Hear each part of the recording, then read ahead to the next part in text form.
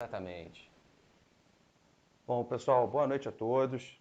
Eu organizei essa live junto com o professor Miguel Lemos e o professor Pedro Braga, para a gente poder Tamo conversar um pouco sobre os tratamentos farmacológicos que estão surgindo aí sobre o coronavírus, né? Nós temos ouvido falar das últimas semanas, desses últimos meses, muita especulação, muita coisa, muita fake news, muitas esperanças, mas a gente sabe que quando se trata de saúde, a gente tem que... saúde é uma coisa muito séria e saúde tem que ser baseada em evidência, tem que ser baseada em publicações, em artigos científicos, em estudos randomizados, controlados. Isso é um ponto fundamental para que, de fato, todas as terapias, tudo que tem sido estudado até agora, mostre algum benefício à saúde, né, desses pacientes. E hoje a gente vai estar conversando um pouquinho, até então nós temos dados de estudos que saíram até hoje, que nós vamos estar apresentando alguma coisa aqui para vocês. O professor Miguel Lemos, professor já experiente, farmacologista, com mais de 30 anos de carreira aí, ex-professor da UFRJ, da UERJ, atual professor da Uniredentor e da FMC, professor Pedro Braga, que é professor de farmacologia da Unirio, já excelentíssimos professores aí, e eu, professor Daniel, também trabalho com farmacologia e fisiologia, junto com o professor Miguel Lemos, e sou professor da Faculdade Uniredentor e também da Faculdade de Medicina de Campos. Bom, para a gente começar então a nossa live hoje, é importante estar levantando aqui para vocês algumas coisas. A gente pesquisando, nós vimos que atualmente, até a data de hoje, nós temos em torno de 440 ensaios clínicos que estão em andamento até hoje. Tá? Então nós temos um grande número de estudos que estão ativos e espalhados por todo o mundo, que estão estudando algum possível tratamento para a Covid-19, que é a doença. Dentro desses, todos esses trials que estão acontecendo até hoje, todos eles especificamente para o tratamento da Covid-19.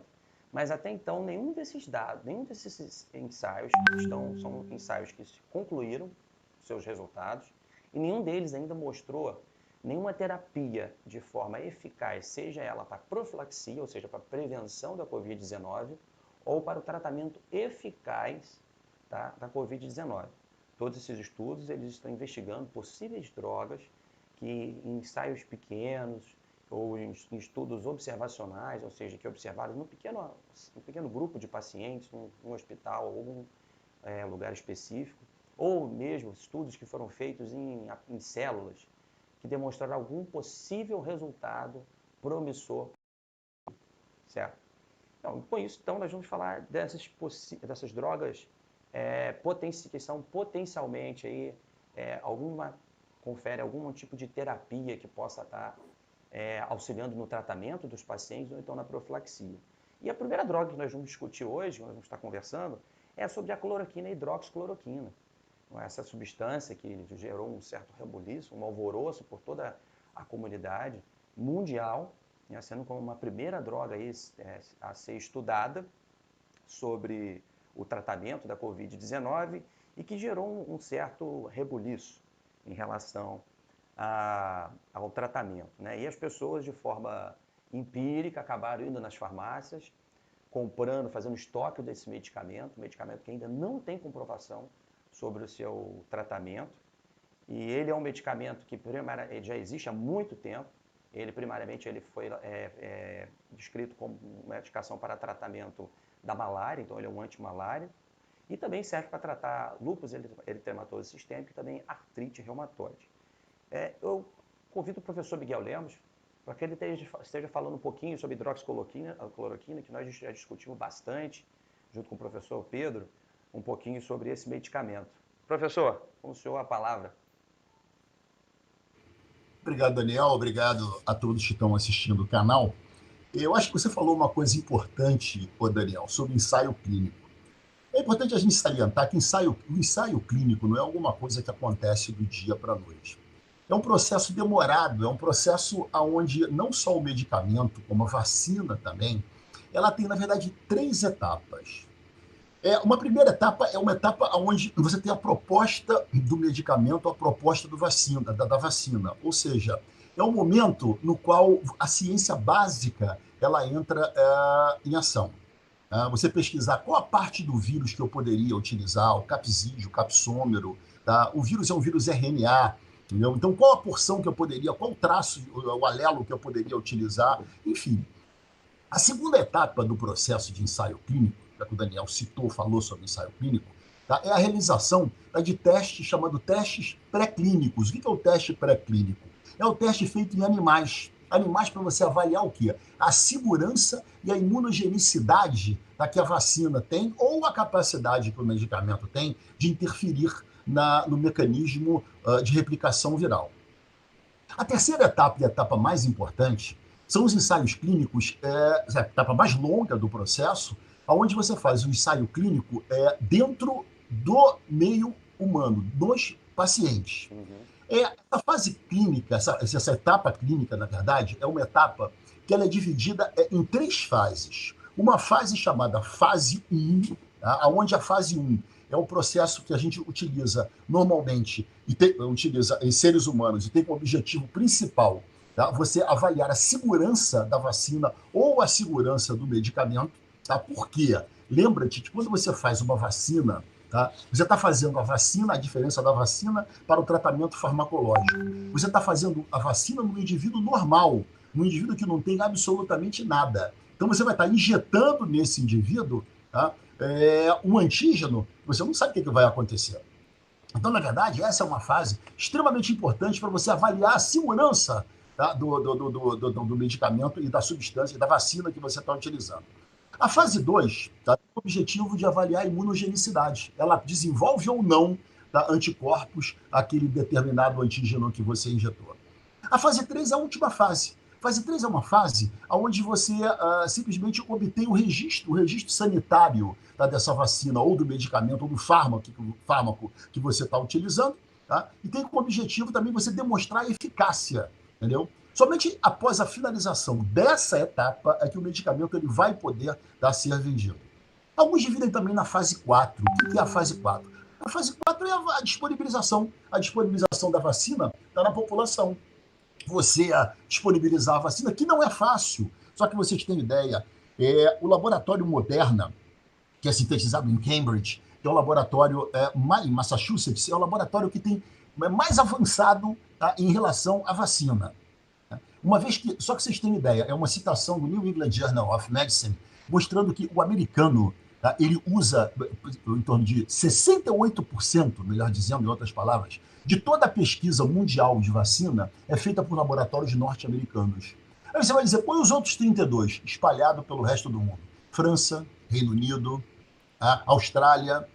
E esse laboratório Moderna, é interessante salientar que a pesquisadora-chefe do laboratório Moderna, ela começou a pesquisa no dia 16 de março, tá? Numa paciente, eu não me recordo o nome dela agora, mas foi numa mulher, entendeu? Então ela já está na fase clínica, na fase 2 clínica.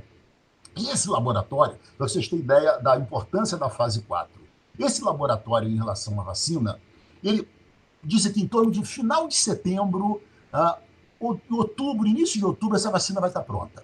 Entendeu? Aí você vai dizer, por que você está referindo tanto à vacina?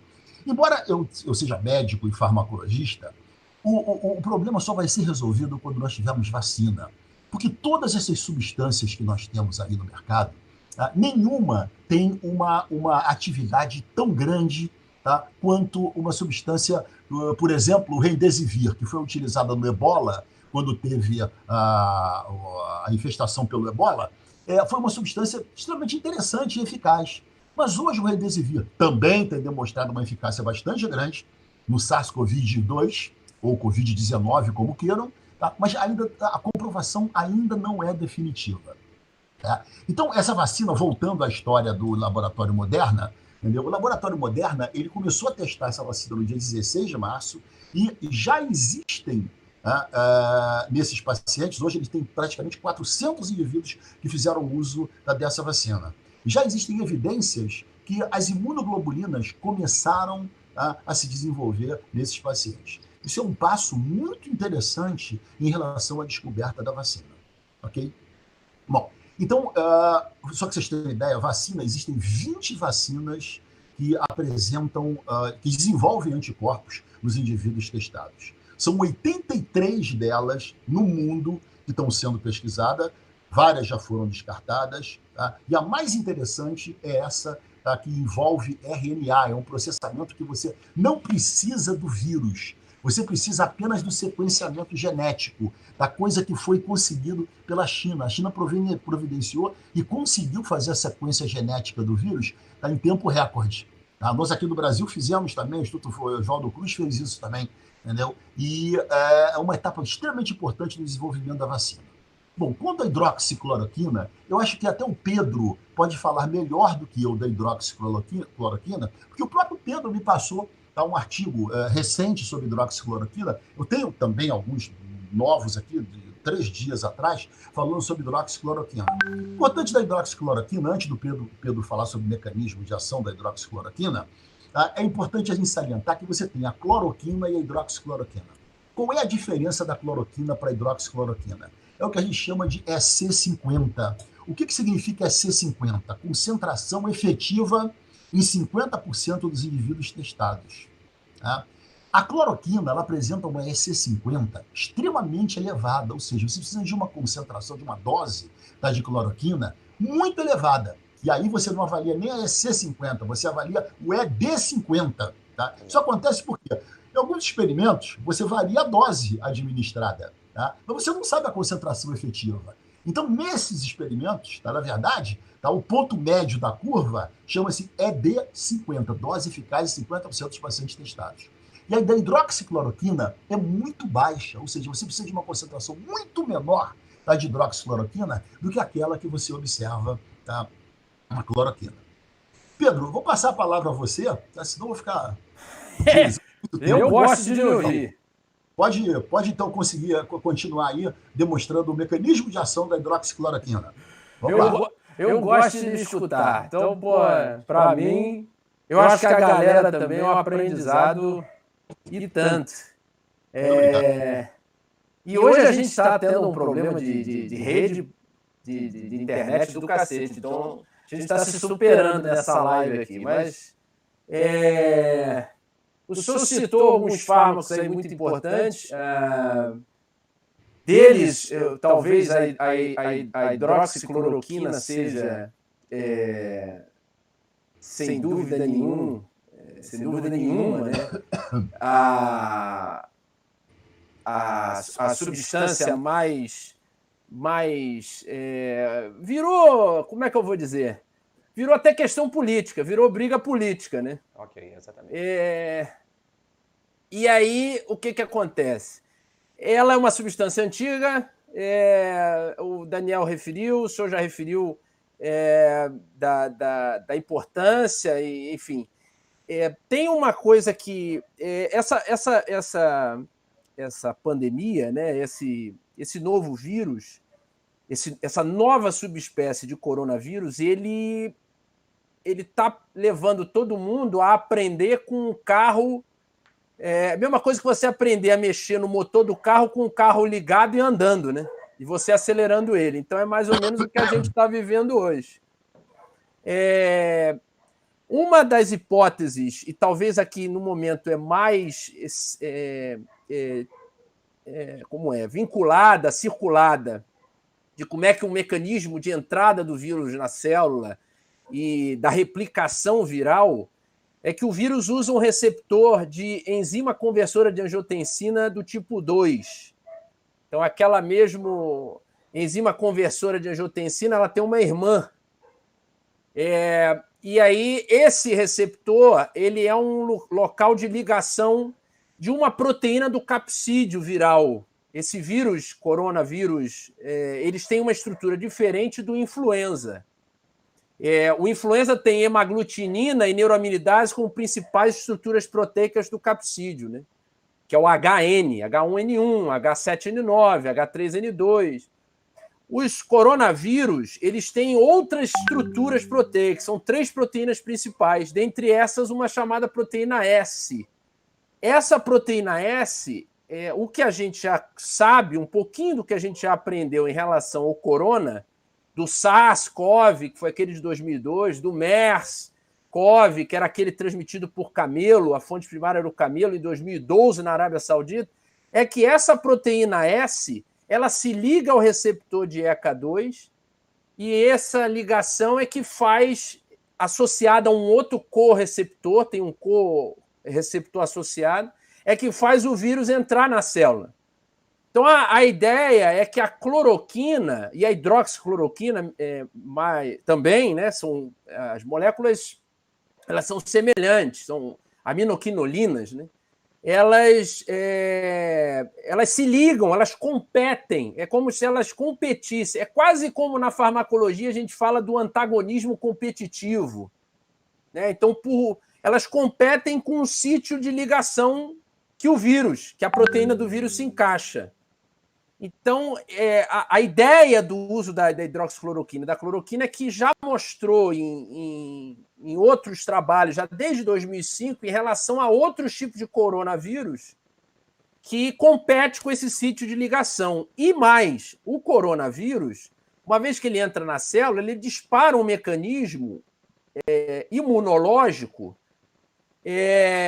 que pode, nos casos mais graves da doença, ele desencadeia o que eles chamam de cytokine storms, né? Ou tempestade de citocinas. Uhum. Então, você faz exatamente um quadro séptico. Quer dizer, você faz uma cascata inflamatória, citocinas IL-6, IL-1, tanto é que tem fármacos antagonistas, anticorpos monoclonais de IL-6, ligadoras de IL-6, que também estão em teste. Então, TNF-alfa, vem aquela cascata, complemento, ativa a cascata de coagulação, que aí faz os casos graves, coagulação intravascular disseminada. Uhum. Então, a proposta também é que a hidroxicloroquina e a cloroquina, como vocês disseram, elas são substâncias, são imunomoduladoras, por isso que atuam no lúpus, artrite reumatoide. Então, seria um adjacente. Compete com a ligação impedindo a entrada, ou retardando, ou diminuindo a entrada. Uma coisa que vocês falaram que é muito importante, os ensaios ainda são, de novo, nós estamos com o carro em movimento e a gente está tendo que aprender como é que funciona a combustão, como é que funciona. Quer dizer, a coisa está indo junto com a doença, está tendo que se aprender juntamente com a doença. Então, os ensaios ainda são muito preliminares, a coisa ainda é muito inicial. Enfim, mas a ideia é essa, ela competiria com a estrutura, com essa ligação e com a forma, o potencial imunomodulador, frearia essa cascata inflamatória e diminuiria os danos que essa cascata inflamatória ativada poderia formar, né? Perfeito, perfeito. Em relação à hidroxicloroquina, né, o seu mecanismo de ação parece estar sendo estudado, são alguns vários mecanismos, né, que têm sido relatados na literatura, que eles ainda são hipóteses, não ainda mecanismos muito bem conhecidos, muito bem elaborados. O principal é que acredita-se que a hidroxicloroquina ela promova, né, uma inibição da entrada do vírus, né, dentro da célula, e aí assim evita que ele se replique. Parece também que ele inibe um receptor de glicolização, que aí incapacita o vírus de se replicar, assim como muda o ambiente do endossoma, onde o vírus se instala para se replicar, tornando ele mais ácido. E aí isso dificulta, né, a replicação desse vírus. Outro ponto também que tem se falado em relação à hidroxicloroquina é que parece que ela tem uma atividade imunomoduladora. Como o Pedro já bem citou, ela acaba reduzindo, então, a ativação e a liberação de citocinas inflamatórias e também reduz uma atividade das células que são invadidas pelo vírus, que é a atividade autofágica e lisossômica. Então, acaba dificultando que a célula englobe o vírus quando ele se interage com o receptor, como, por exemplo, o receptor da ECA2, principalmente no endotélio pulmonar, assim, esse vírus invada a célula. Então, isso é uma dificuldade. Mas o fato é que nós não temos ainda evidência robusta, né, da utilização de hidroxicloroquina para a utilização do tratamento de fato da Covid-19. Os estudos são estudos pequenos, são estudos com grupos não muito homogêneos, são grupos bem heterogêneos em relação à idade, ao quadro clínico do paciente. Um estudo francês, que foi o estudo que gerou um certo rebuliço em toda a comunidade geral de saúde e até a população leiga, é que ele utilizou a associação de hidroxicloroquina com azitromicina, né? E aí demonstrou-se que 100% dos pacientes se curaram, reduziram a sua carga viral, vamos dizer assim. E aí você vai pensar, analisar lá o dado do artigo francês e ver esse 100%, qual o número de fato de pacientes ali que representa esse 100%? Apenas 6 pacientes. Então, você pode extrapolar, dizer que 6 pacientes que reduziram a sua carga viral com essa associação, isso pode ser utilizado para todos? Não. Isso é um dado que tem pouca valia, que tem pouca robustez. Então, a gente tem que tomar muito cuidado na interpretação desses dados. O grande problema da hidroxicloroquina também, focando na questão farmacológica, são os efeitos colaterais que têm sido relatados, né? De fato, ela é um medicamento que é bem tolerado na grande maioria dos pacientes. Mas, em torno de 10% dos pacientes podem acabar apresentando sinais e sintomas graves.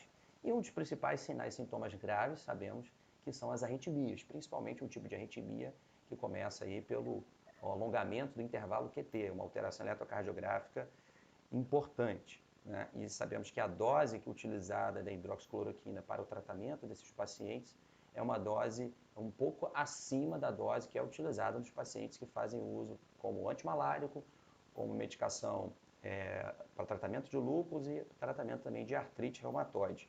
Também tem relatos na literatura de pacientes que fazem uso de hidroxicloroquina que pode desenvolver um quadro de hipoglicemia, também alguns efeitos neuropsiquiátricos e também a retinopatia, que também pode ser irreversível dependendo do quadro do paciente. Então nós temos que tomar muito cuidado com os pacientes na hora de prescrever, né? No Brasil, o Ministério da Saúde emitiu uma portaria autorizando, né, as autoridades médicas e os hospitais a fazerem a utilização de hidroxicloroquina com associação à azitromicina. E essas duas substâncias, quando associadas, elas podem potencializar o risco do aparecimento do QT longo, uma alteração eletrocardiográfica que pode gerar uma arritmia grave. Correto, professor Miguel? É verdade. Tanto a cloroquina quanto a azitromicina, que é um antibiótico do grupo dos macrolídeos, eles podem realmente causar alterações do QT, além de hipoglicemia, tá, como o Daniel já comentou, alterações psiquiátricas e retinopatias. Essa síndrome do QT longo, ela pode desenvolver um tipo de arritmia chamada torsade pontis, ou seja, as arritmias de pontas tortas, que pode dar entrada a um flutter, a uma fibrilação e parada. Curiosamente, hoje foi colocado na televisão que um médico morreu utilizando cloroquina em casa, fazendo uso de cloroquina, e que ele utilizou cloroquina 400 miligramas por dia durante 5 dias, e no 5º dia ele já estava bem melhor, já estava sem febre e morreu. Só que esse paciente, não estou falando bem nem de hidroxicloroquina nem de cloroquina, ele era diabético, tá? Sedentário e hipertenso. Então, ele já tinha comorbidades que justificam a mortalidade desse indivíduo, tá? Utilizando uma substância que parece que ele não utilizou nem a hidroxicloroquina. Só que vocês tenham uma ideia, eu estava vendo a EC50 de hidroxicloroquina e de cloroquina, a EC50 de hidroxicloroquina está em torno de 6,14 micromol, tá, de concentração plasmática, enquanto a cloroquina ela está em torno de um EC50 de 23,9 milimolar. Então, observem, senhores, que você tem uma concentração de hidroxicloroquina, ela tem que ser 5 vezes menor do que aquela que você usa, tá, de cloroquina. Cloroquina, você precisa de uma concentração muito maior, tá, para conseguir a eficácia farmacêutica nesse indivíduo. Bom, quanto a isso que você falou, Daniel, em relação às alterações pulmonares, hoje em dia, na verdade, o pessoal não está avaliando a COVID como uma doença pulmonar. O indivíduo, ele morre de insuficiência respiratória, mas, na verdade, o grande problema é o que a gente chama de CIVD, que é a coagulação intravascular disseminada. tá? Onde alguns pacientes fazem úlceras das extremidades, alguns pacientes pela CIVD fazem insuficiência respiratória, tá? E muitas das vezes eu fiquei curioso que o pessoal no CTI, eu tenho trabalhado em CTI já há muito tempo atrás, o pessoal fazia a dosagem de dímero D. O que é o dímero D? O dímero D, a gente sabe que toda vez que você tem uma lesão, tá, orgânica, o nosso corpo ele forma eventualmente coágulos. Tá? E essa formação do coágulo, tá, ela ocorre com produção e deposição de fibrina. Todo mundo lembra disso quando estudou a coagulopatia, aqueles que são médicos ou mesmo da fisiologia, que estudaram a hemostasia. E essa rede de fibrina formada, tá, ela normalmente ela é acumulada com um amontoado de plaquetas e depois isso se desfaz. Tá? Então, a quebra desse coágulo, ele libera uma série de fragmentos esses que são denominados de degradação da fibrina. E um desses elementos é exatamente o dímero D, entendeu? Então, esse dímero D, ele tem o que a gente chama, tá, em medicina, de valor preditivo, desculpa, na língua, valor preditivo negativo, ou VPN. Então, o que quer dizer VPN, ou valor preditivo negativo? Quanto maior for a concentração plasmática de dímero D, tá, maior ou pior é o estado do paciente e maior é a degradação que você tem de fibrina. Então, o dímero D, o VPN, indica que quanto maior for o valor de dímero D no paciente internado, pior é o prognóstico desse indivíduo. Tá? O Pedro citou também a interleucina 6. Tá? Hoje você já tem um inibidor específico de interleucina 6, se eu não me engano, chama-se tocilizumab, o nome químico dessa substância. E a interleucina 6 é um dos fatores, uma das citocinas importantes na gênese de alteração pulmonar. Então, se você pudesse interceptar a interleucina 6, você teria, tá, o órgão-alvo, que é um dos órgãos-alvos mais agredidos, que é o pulmão, tá, você teria melhora da atuação atenuação desse vírus, uma vez que você interferiria com a principal citocina capaz de desenvolver os fenômenos de inflamação e agressão no tecido pulmonar. Ok? Perfeito. Vamos lá, então. Perfeito. Bom, então, fechando então a nossa discussão sobre a hidroxicloroquina, né, porque a gente já deu uma pincelada nas outras estratégias farmacológicas que estão sendo estudadas, vamos falar um pouquinho do Lapinavir e do Ritonavir, né, que são duas medicações que elas foram liberadas pela FDA nos Estados Unidos para tratamento do HIV, mas aqui no Brasil não, nós não temos ela liberada.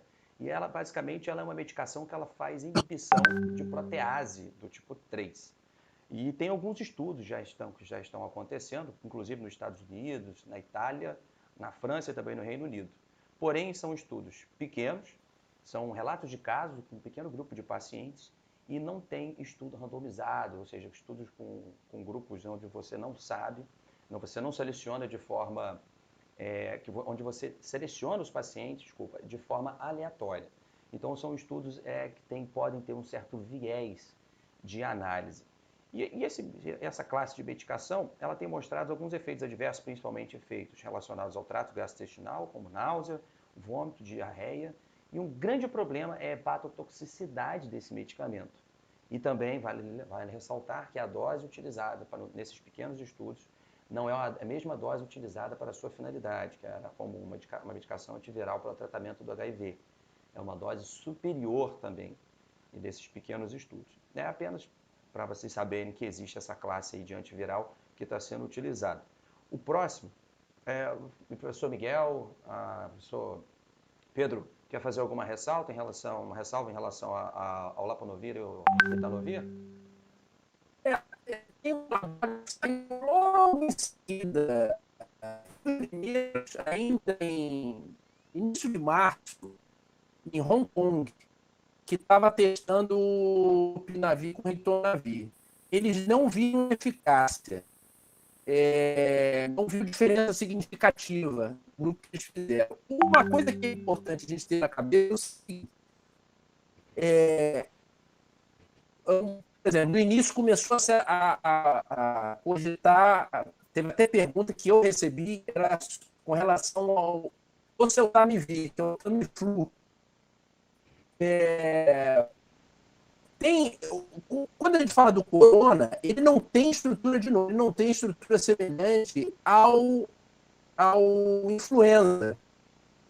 Então, alguns antivirais, o Tamiflu é um, ele é útil, ele é útil por influenza, ele é análogo à neuraminidase, que é uma das proteínas que eu citei estruturais do vírus. O corona, SARS-CoV-1, MERS, esse SARS-CoV-2 não tem neuraminidase. Então, esse tipo de medicamento não tem efeito aparente com relação a esse tipo de... Porque ele não tem onde se ligar. Ou, pelo menos, não tem onde competir com a estrutura análoga, no caso. Então, o que tem saído de mais interessante é os fármacos que vão... E o que se aproxima mais é o Remdesivir. Os fármacos que vão ter uma eficácia boa com relação a esse tipo de vírus, que é o corona, são os inibidores análogos de nucleotídeo, do qual o Remdesivir, como o professor Miguel falou, que está em fase 3, ele está em estudo de fase 3, para tratamento de ebola, como ele diz, ele é um análogo de adenosina. Então, ele trava o vírus, ele tem... para ele fazer a multiplicação viral, ele tem que usar estruturas da célula para fazer isso. Então, o Daniel estava falando, tem uns que vão atuar sobre proteases, tem outros que vão atuar... O Remdesivir e esses análogos inibidores de nucleotídeos vão atuar sobre a RNA polimerase. Então, eles... por que eles sabem disso? Porque os outros coronas que vieram antes, foi identificado que as substâncias que melhor respondiam em modelo in vitro e animal eram inibidores análogos de nucleotídeo, entendeu? Então, o Remdesivir é hoje o que se desponta. Eu não sei se você vai querer que a gente fale. O Lopinavir e Ritonavir não é desse tipo. Não. O Favipiravir é um outro fármaco parecido, assim, mas desses, o que já viu efeito do corona em animais foi o Remdesivir. Tem modelo de rato e agora tem um estudo que ainda não foi como diz, ainda não foi divulgado. A versão final tem estudo em macaco. Em macaco com Remdesivir, houve a redução da carga viral. O período de tempo eu não me lembro. Eu vi anteontem essa notícia, mas o estudo ainda não saiu, o artigo ainda não saiu. Era só preliminar. Então, ele é um dos que mais está indo em destaque. E, provavelmente, análogos dele, o professor Miguel falou do anticorpo monoclonal de IL-6, é outro que eles estão vendo com bons olhos. Então, eles estão caminhando muito por esse lado. Não é deixar a hidroxicloroquina ou cloroquina, que virou assunto político aqui no país, que não... Pode ser que tenha uma eficácia boa, mas a gente ainda não sabe legal, né? Excelente. Não, nós sabemos, né, pelos estudos que nós temos observado, que o Remdesivir está sendo mais promissor. Mas vamos estar citando um pouquinho sobre cada um desses que estão sendo estudados. Sim. E o que a gente tem visto, né, desses estudos, o que esses ensaios, esses trials, esses pequenos estudos têm demonstrado, né? Então, seguindo, essas classes, essas medicações, a próxima que nós vamos falar um pouquinho é a ribavirina. A ribavirina, que é um análogo da guanina, ela inibe também a polimerase viral. E o que nós temos de evidência até então hoje? Nós temos algumas evidências que têm demonstrado que a ribavirina ela tem uma ação in vitro bem limitada se for comparado com a dose que precisa ser utilizada em humanos ou em animais experimentais. E geralmente ela parece ter um efeito melhor como terapia combinada com outro antiviral do que como monoterapia. E para se observar uma redução de fato da carga viral, você precisa de uma dose muito alta da ribavirina. O que acaba que tem mostrado que os principais efeitos adversos com o uso da ribavirina é a toxicidade hematológica extremamente grave que tem aparecido nesses pacientes. E ela é dose dependente. Quanto maior a dose, maior a chance desse paciente desenvolver uma hematotoxicidade, né? Uma toxicidade hematológica. Tem-se observado quadros graves de anemia hemolítica em mais de 40% dos pacientes que foram submetidos ao uso dessa medicação. Então, é uma medicação que está sendo bem controverso o seu uso como monoterapia e se for utilizar, né, a ribavirina, que ela seja empregada como uma medicação adjuvante, como tratamento adjuvante. E dentro desses pacientes que desenvolveram o quadro de anemia hemolítica, também, em média, 40% deles precisaram de transfusão de sangue, por conta dessa anemia hemolítica extremamente grave, importante, que foi observado nesses pacientes. Professor Miguel, professor Pedro, algum comentário? Não, eu quero apenas fazer um adendo ao que o Pedro comentou. Já que eu falei na SC50, talvez os nossos alunos que estejam aí presentes, observem que quando o Pedro falou sobre o Remdesivir, eu falei para vocês que a hidroxicloroquina tinha a cloroquina em torno de 26,5 milimol, tá, de concentração plasmática para exercer o seu efeito, e a hidroxicloroquina em torno de 5 vezes menos do que isso aí, em torno de 3,40, quase 4. Tá? O Remdesivir, o SC50 do Remdesivir, está em torno de 0,77. E o SC90 do Remdesivir, ou seja, a concentração eficaz em 90% dos pacientes, está em torno de 1,4. Então, você está fazendo, desculpa, 1,76. Então, você observa que, na verdade, a concentração do Remdesivir plasmático é uma concentração muito baixa e extremamente eficaz. Eu acho que a gente ficar saturando, tem várias perguntas, eu estou vendo aqui entrando no celular, entrando aqui no computador, eu acho que a gente poderia agora pegar um pouco desse tempo e responder algumas perguntas. Se a gente ficar falando sobre cada uma dessas substâncias, vai ser uma coisa muito, muito maçante. Vamos. Vou pegar aqui. Então, vamos... É isso mesmo, vamos lá, vai. Pessoal, quem tiver alguma pergunta, então, vamos começar a responder as perguntas que já foram colocadas aqui no nosso YouTube. E quem tiver mais alguma pergunta, pode escrever aqui, que a gente vai fazer uma sessão agora de respostas das dúvidas de vocês. Interessante que tem agora uma cascata, uma série, já estou olhando aqui no computador, no notebook, um monte de perguntas que muitas não nem relacionado ao que a gente está aqui, senão vai ficar muito chato a gente ficar falando sobre cada uma deles. Tem gente já perguntando, tá, sobre a nitazoxanida, tá, por que pode ser utilizada, o plasma. Exatamente. Então, acho que a gente poderia começar a responder isso por aí. Vamos lá. Entendeu? Tem uma pergunta aqui do Gabriel Lima. Tem um questionamento. Qual seria o tempo médio em questões biológicas que essa epidemia pode durar? Existe um tempo médio? O ciclo de vida viral, já que o medicamento ou vacina ainda demoraria algum tempo? Professor Miguel, o que o senhor acha? Veja só, Gabriel, existe uma citação do The Guardian, recente agora, da semana retrasada, onde ele diz o seguinte, primeiro, quando é que essa vacina vai estar pronta? Essa vacina, eu acredito que ela esteja pronta esse ano. Tá? Setembro, outubro, essa vacina certamente já vai começar a existir. Agora, para o mundo, eu acredito que só depois de abril, maio de 2021, que nós tenhamos essa vacina. O grande problema é de quando isso vai desaparecer, é o que todo mundo chama de segunda onda, Gabriel.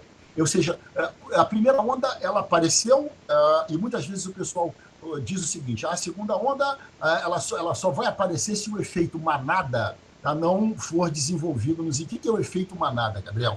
É o seguinte, quanto mais contaminação você tem da população, nós sabemos que 80% dos pacientes com Covid-19 podem ser tratados em casa ou não têm absolutamente nenhuma manifestação clínica. Você vai dizer, e os outros 20%? Os outros 20%, eles precisam de auxílio médico. Só que desses 20%, não faça nenhuma analogia a nenhum dos nossos presidentes ou vice-presidentes, entendeu? Mas que desses 20%, só 15% Desses 20 vão precisar de unidade de terapia intensiva. Então você observa que na população nós temos várias pessoas que já são imunocompetentes, já são imunizadas, já têm imunoglobulina, mas mesmo assim essas pessoas não desenvolveram absolutamente nenhuma manifestação clínica. Tá? Então, enquanto isso for passando de população a população, de pessoa a pessoa, de contato a contato, maior vai ser o número de indivíduos imunizados. Tá? Então o vírus não tem mais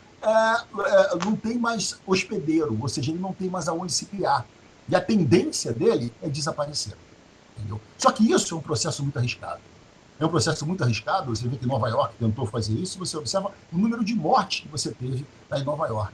Então, uma liberação vertical, seletiva vertical, o que é uma liberação vertical? Vertical quer dizer que você vai começar a liberar as pessoas que são imunologicamente têm eficácia, são imuno... Não falta agora a palavra. São imunocompetentes? Já são imunocompetentes. Essas pessoas são pessoas que não vão mais desenvolver a doença. Isso também é uma incógnita. Você fala, essas pessoas não vão desenvolver a doença. Para você ter ideia, existem 8 casos na China de crianças que se curaram, foram curadas do corona e não têm anticorpos. O IgG e o IgM dessas crianças é negativo. Então você observa que se o indivíduo ficou curado, como é que ele ficou curado se ele não tem imunoglobulina, não tem IgM e IgG? Estranho isso, né? Mesma coisa, tem uma pergunta que fizeram aqui sobre o plasma, né? É o seguinte, não é todo paciente que você pode fazer a plasmaferese. O que é a plasmaferese? É a separação dos elementos plasmáticos. O que é o plasma? O plasma é a porção líquida do nosso sangue. Quer dizer que dentro dessa porção líquida, você tenha imunoglobulina.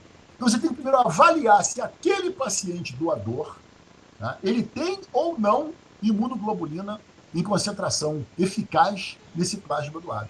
Então, são estudos feitos lá na Universidade Federal do Rio de Janeiro, que também é feita junto ao Instituto Oswaldo Cruz, entendeu? E são estudos promissores, que demonstram que os pacientes graves, aqueles que estão em estágio mais avançado da doença, eles têm benefício, sim, da transfusão de plasma. Ok? Perfeito, perfeito. Próxima pergunta aqui. Depois do Gabriel. Ana Carolina. Professores, boa noite. Sem ser sobre a questão farmacológica diretamente, mas o tratamento experimental... com plasma já foi falado, né? Já foi. Já foi falado. Próxima pergunta aqui da Monique Moss. Monique, boa noite. Perguntando o seguinte. Boa noite. Glicocorticoide tem sido uma polêmica muito grande, né, no tratamento da Covid-19. Alguma evidência mais recente em relação à utilização de glicocorticoides no tratamento do paciente com Covid-19? Tem sido bastante questionado. O glicocorticoide, Daniel, ele é uma substância anti-inflamatória das mais poderosas, é a mais poderosa que nós temos no nosso mercado. Entendeu? Então, o glicocorticoide ele impede toda a agressão alveolar. Ora, o grande problema do glicocorticoide é que ele interfere também nas ligações AGAC, as ligações antígeno-anticorpos. Então, o que acontece? Ele é uma substância que apresenta um efeito imunológico negativo nesses pacientes. Entendeu? Então, na verdade, o glicocorticoide seria uma faca de 2 gumes. Ele impede a ação deletéria das citocinas no tecido pulmonar. Mas, ao mesmo tempo, ele pode diminuir a imunidade do paciente se utilizado a longo prazo. A curto prazo, isso não acontece.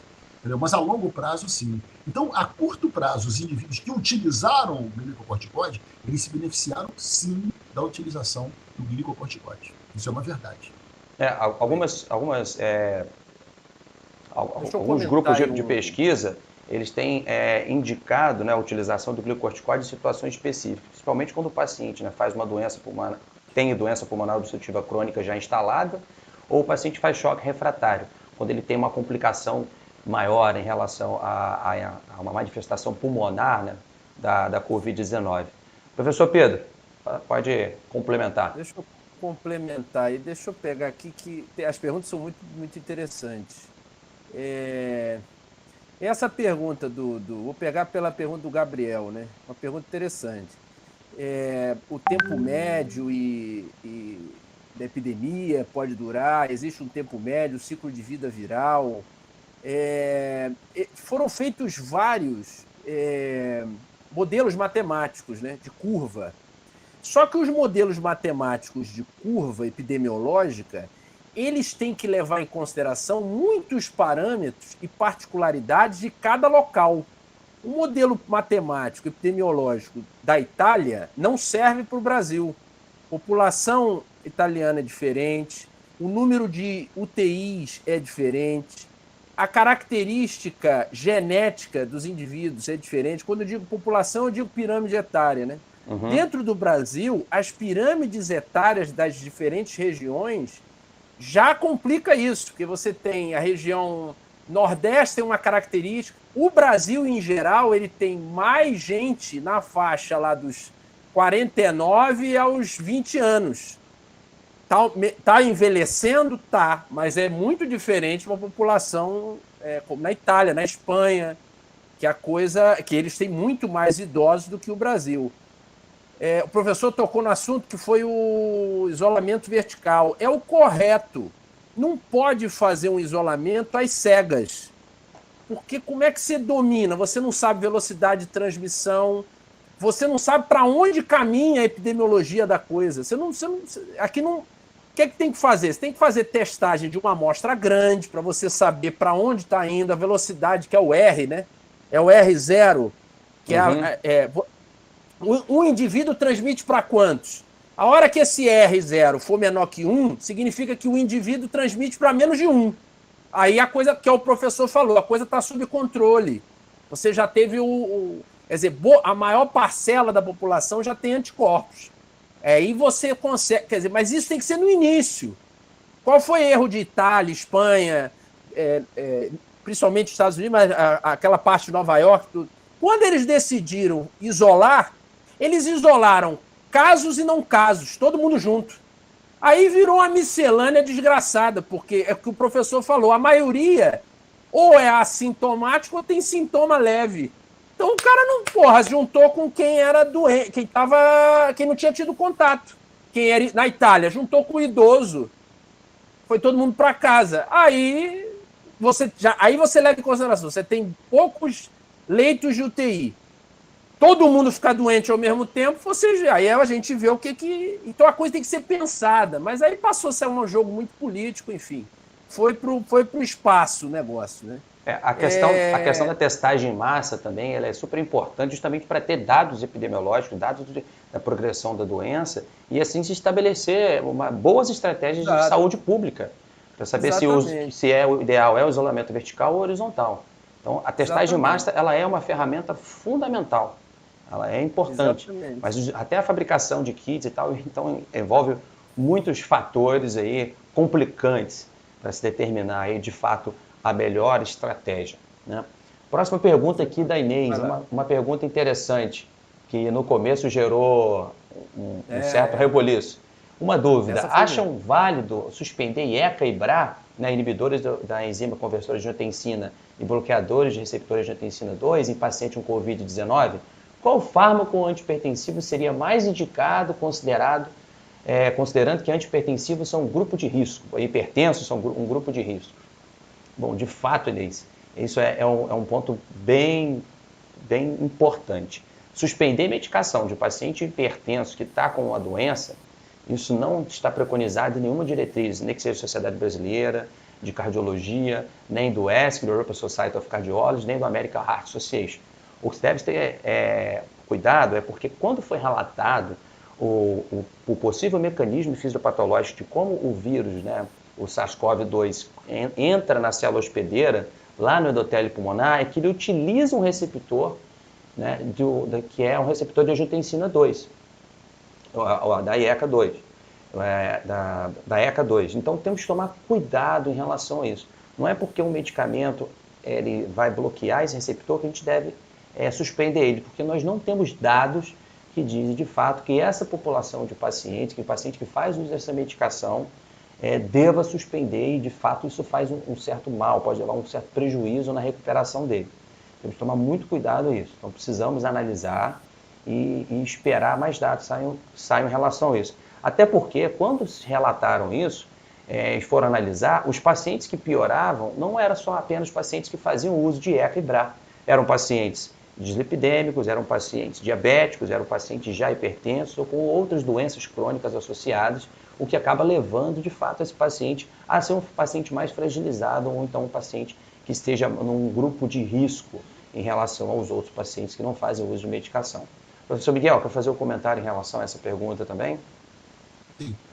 Existia, Inês, no início de março, mais precisamente pelo dia 10 ao dia 12 de março, uma ideia de que os pacientes que usavam inibidores de enzima conversora, tá, ou os indivíduos que utilizavam bloqueadores específicos, tá, de receptores de angiotensina, seriam pacientes mais propensos à doença.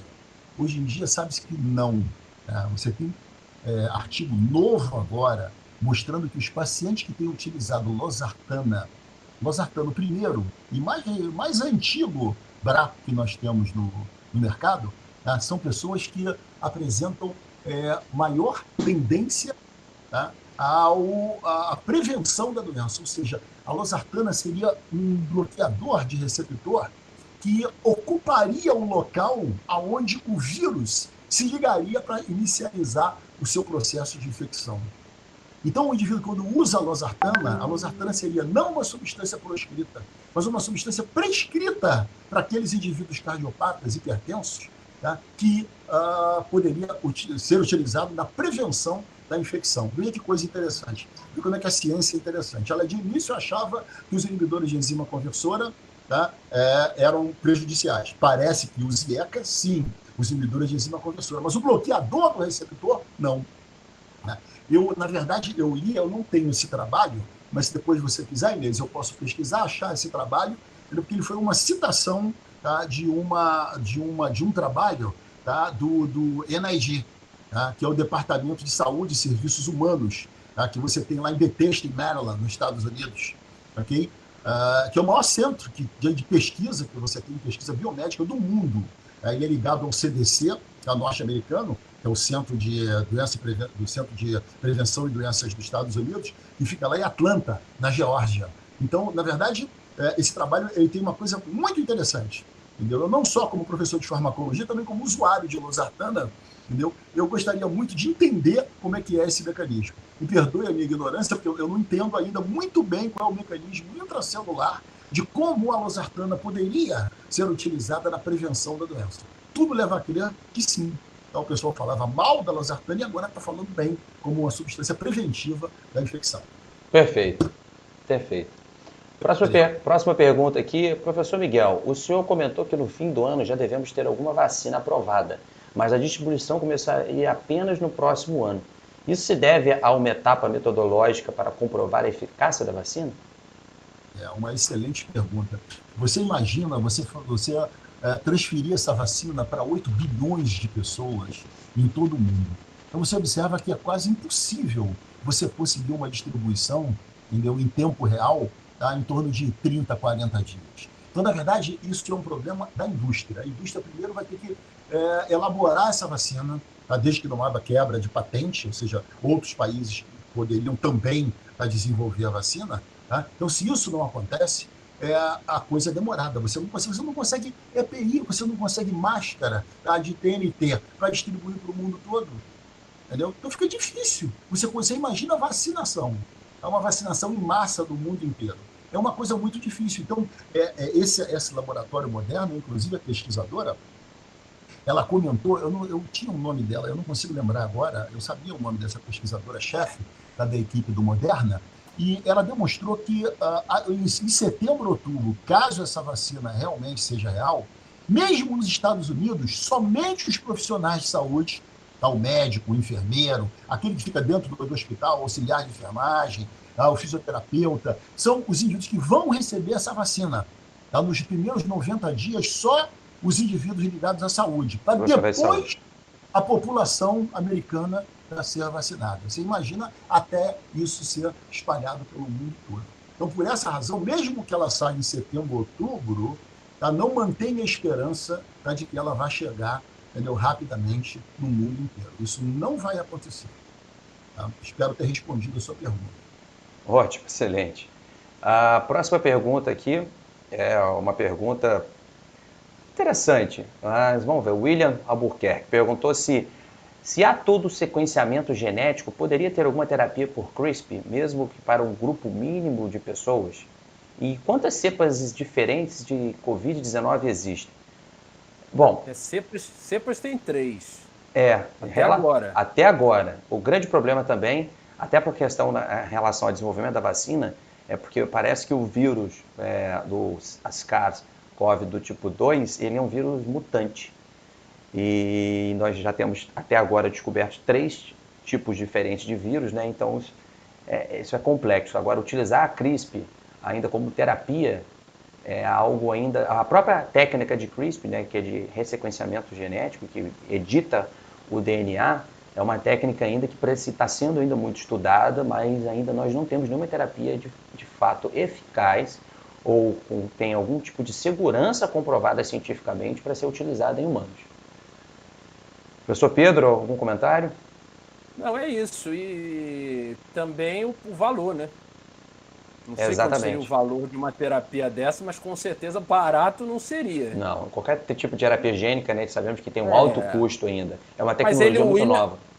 o William fez uma observação, mesmo para um grupo mínimo, o grupo mínimo, se isso se vier a ser possível, um grupo mínimo teria que ter grana, senão provavelmente isso vai ser caro. Exatamente. A última pergunta aqui do Lázaro. Perguntou, boa noite, professores. Há a possibilidade da transmissão do vírus pela amamentação? Pois, querendo ou não, o bebê entra em contato com a mãe. Não tem elemento ainda que comprova, tá? É possível que isso aconteça, mas assim, o próprio Ministério da Saúde orienta para que seja mantida a amamentação. Tá? Mas ainda não tem dados suficientes para comprovar se transmite ou não. Pelo menos até agora, né? É verdade. Pode ser que de repente surja alguma coisa amanhã que informe. A gente está aprendendo isso tudo junto. Isso tem um amigo, o Gabriel que está aqui Ele disse uma coisa muito interessante hoje para mim quando a gente estava conversando. Nós estamos aprendendo de uma maneira dolorosa que a gente precisa investir em pesquisa, a gente precisa investir na medicina, em hospitais, a gente precisa investir em saúde. Que não, aquele velho comentário de um ex-jogador que com hospitais não se faz Copa do Mundo, agora eu acho que faz sentido rever esse tipo de comentário, né? Isso é muito importante, cara. Sem dúvida, sem dúvida. E já temos relato na literatura também que o bebê, a gestante, acaba que quando ela se contamina, o bebê nasce com uma certa carga viral e os bebês que foram testados em gestantes tinham assim, a presença do vírus, né? Mas a cada dia temos aí novos dados, novos estudos que estão sendo divulgados.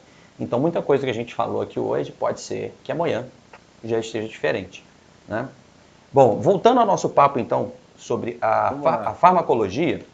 Tem mais pergunta aí. Temos mais perguntas?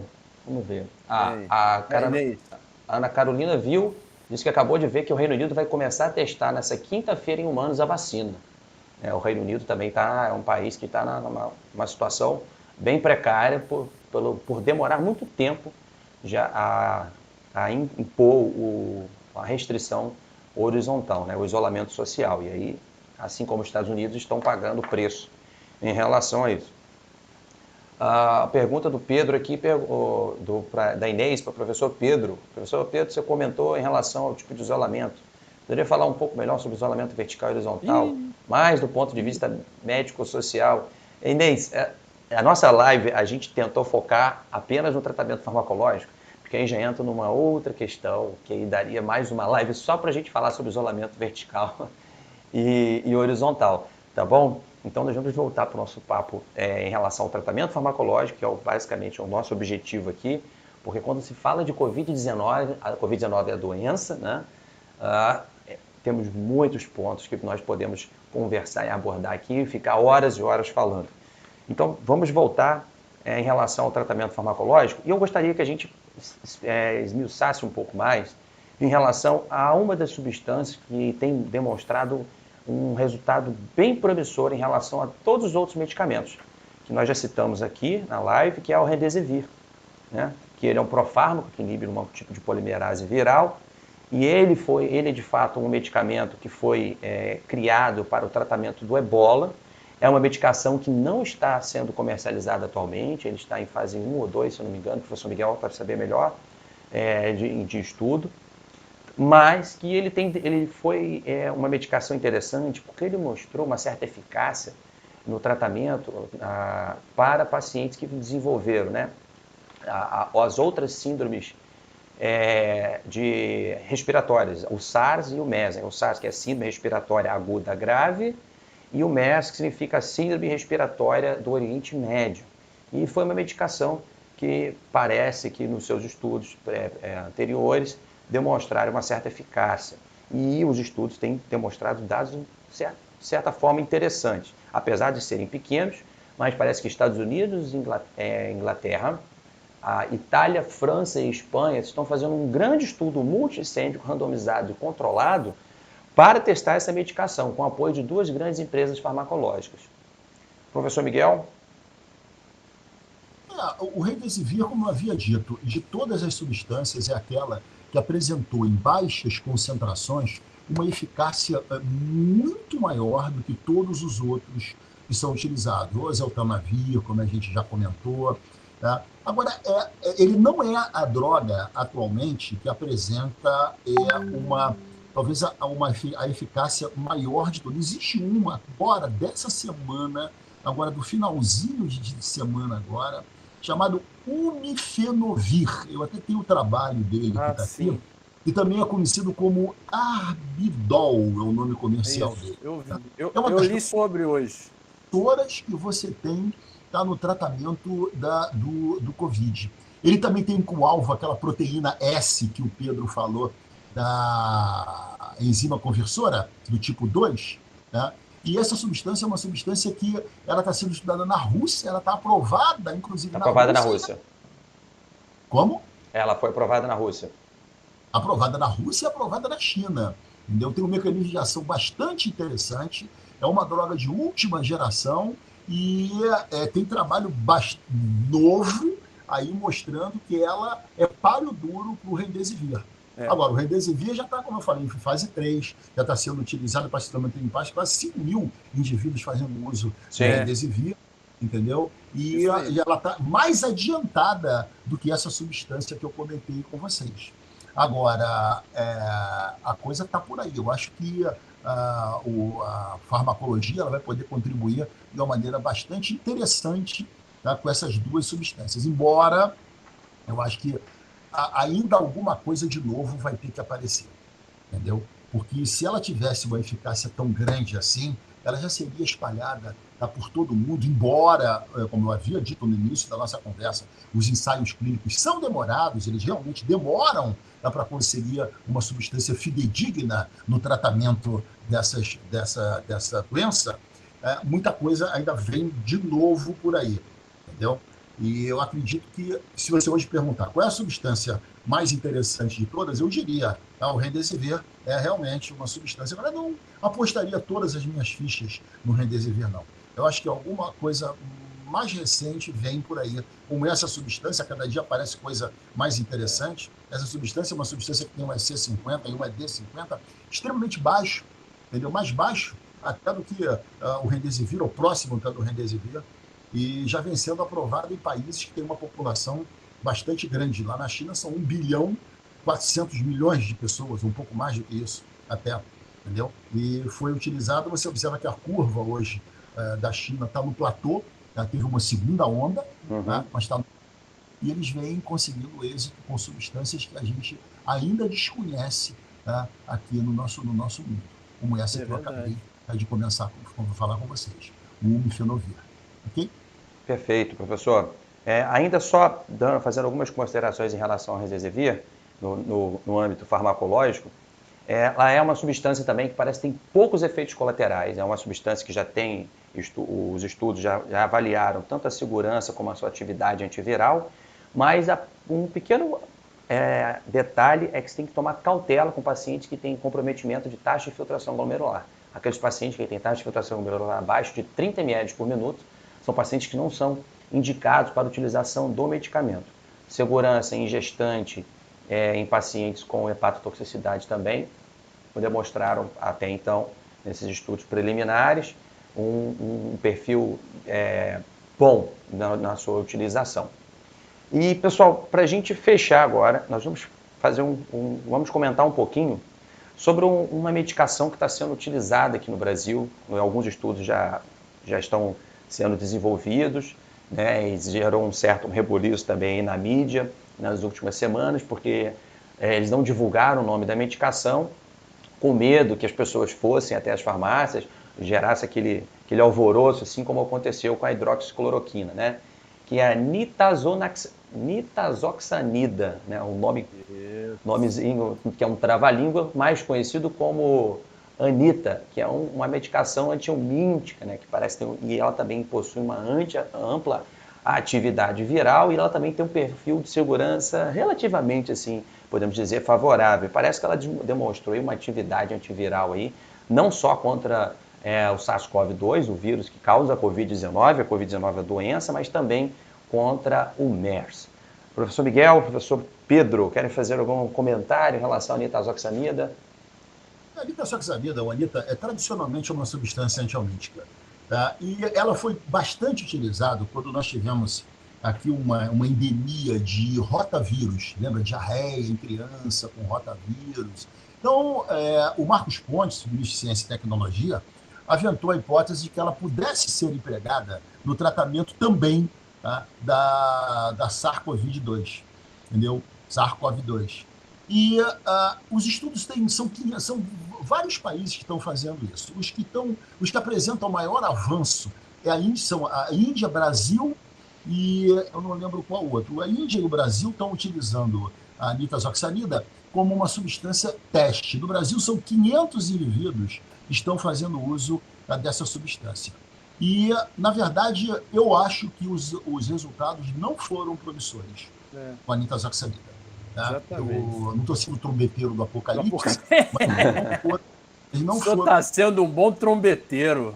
Entendeu? Pois é, não sou trombeteiro do apocalipse, mas a coisa não deu muito certo. Tanto isso eu achei que foi meio fogo de palha, uma vez que essas substâncias ela teria algum efeito no rotavírus.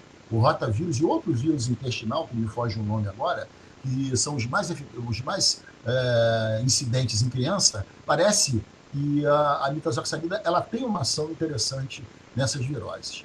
Mas, pelo que está demonstrando aí, parece que na sexta-feira eles prometeram um resultado final, foi aquela verdadeira interrogação, que substância é essa, o suspense de que substância é essa, e quando eles falaram o nome da substância, falaram assim, nós testamos essa substância, a nitazoxanida, mas a nitazoxanida ela demonstrou eficácia em alguns pacientes, mas em outros não. Eu acho que foi uma coisa muito elementar essa pesquisa, me perdoe.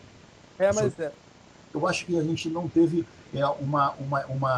um informe preciso sobre isso. Por quê? Porque a nitazoxanida ela foi testada na Austrália, inicialmente. Então, essa substância in vitro, ela consegue realmente inibir em torno de 94% da replicação viral. Só que a concentração que você tem in vitro, entenda aqueles que estão nos escutando, é diferente da concentração que você tem em vivo. Então, você precisaria de uma concentração muito alta de nitazoxanida para você conseguir dar um efeito da replicação viral. Tá?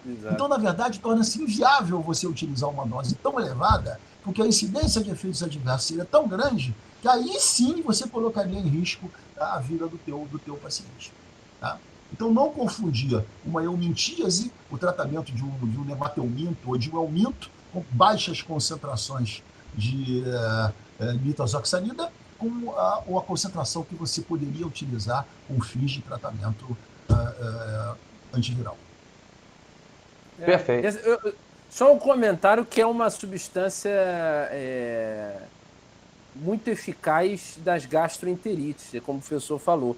Tem coronavírus que provoca gastroenterite, por isso que eles, além dos dos outros vírus característicos, tem subespécie de coronavírus que faz gastroenterite. Por isso que veio a ideia de usar, mas como o professor disse, parece que não foi fogo de palha. Usou o termo perfeito. Exatamente. Né? Acaba que as pessoas geram um certo reboliço. Bom, pelo menos dessa vez o Ministério da Saúde, ele, e junto com a Anvisa, foi mais veloz e aí acabou mudando a forma de prescrição aí do Anita, colocando em classificação quando eles precisam daquela receita do tipo C1, né? Não é só você chegar na farmácia que você vai conseguir comprar o Anita, nem fazer estoque como o pessoal veio fazendo aí com a hidroxicloroquina. Pessoal, para a gente encerrar então, gostaria de fazer alguns comentários para a gente concluir a nossa live, que já está chegando aqui agora a 1h20. Nosso objetivo era fazer uma live ali de no máximo 60 minutos. É que o que a gente pode concluir disso tudo é que até o momento, até a data de hoje, dia 21 de abril de 2020, nós não temos nenhum tipo de tratamento com evidência científica robusta que possa ser utilizado para profilaxia, ou seja, prevenção da Covid-19 ou, quiçá, para o tratamento dos pacientes já enfermos, já doentes, que já tenham o vírus SARS-CoV do tipo 2, que já tenham a doença. Mas que tudo isso está sendo, nós temos um movimento mundial, global, que está empenhando muita força, muito trabalho para tentar desenvolver alguma terapia de forma eficaz. Então, tudo que nós discutimos aqui hoje, nós trouxemos para vocês dados científicos, de artigos científicos publicados até a data de hoje, demonstrando que são possíveis terapias que podem ser empregadas em algum momento, num futuro não muito distante, para o tratamento ou até mesmo a profilaxia, como o desenvolvimento aí, né, das vacinas, que já estão em uma certa fase aí até avançada. Tá bom? Professor Miguel, professor Pedro, alguma consideração final? Fala aí, professor.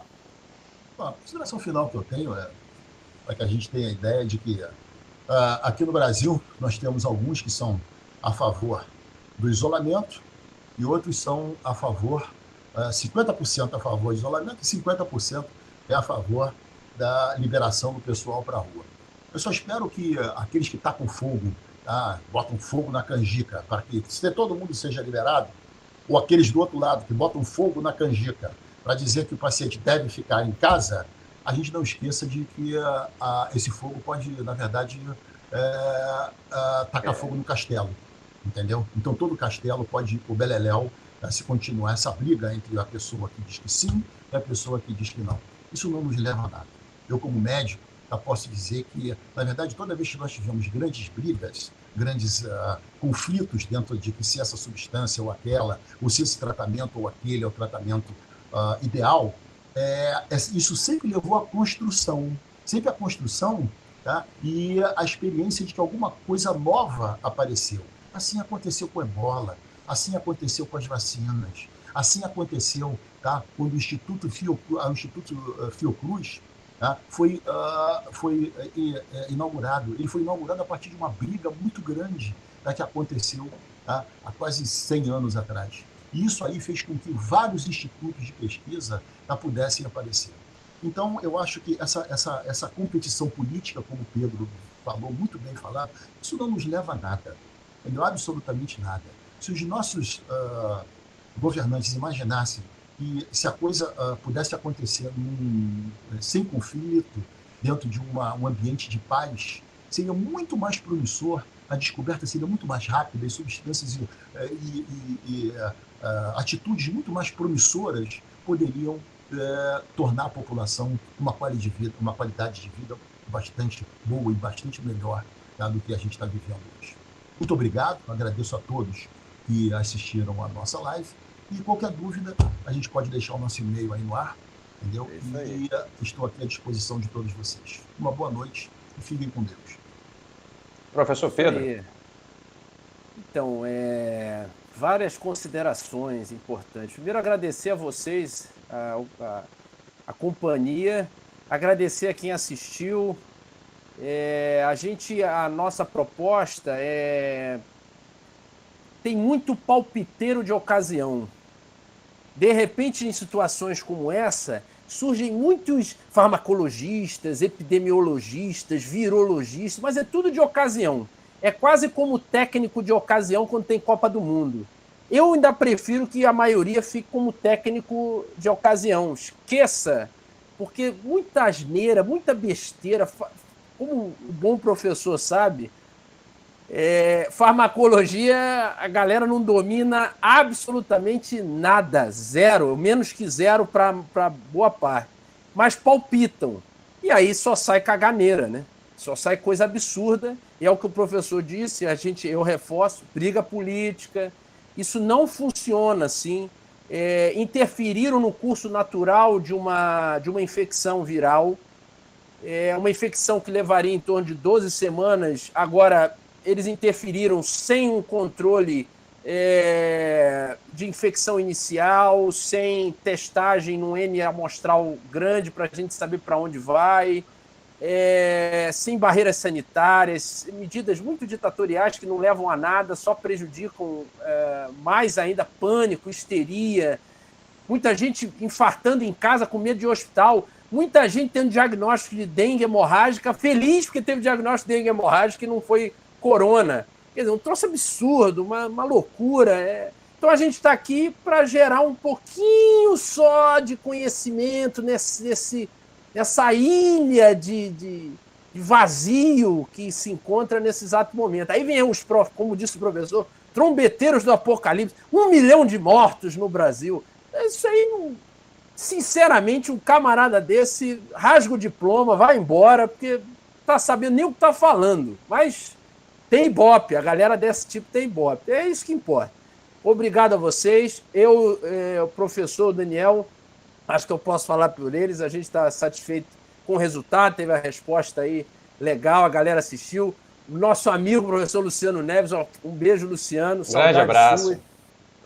Grande, saudade muito grande dele. Estamos juntos no Sebrat. Eu tenho meu canal Conexão em Ciência, que é um projeto de extensão da Unirio. Quem puder vai lá, inscreve lá no canal. Também a gente está sempre atualizando. E, beijo para vocês.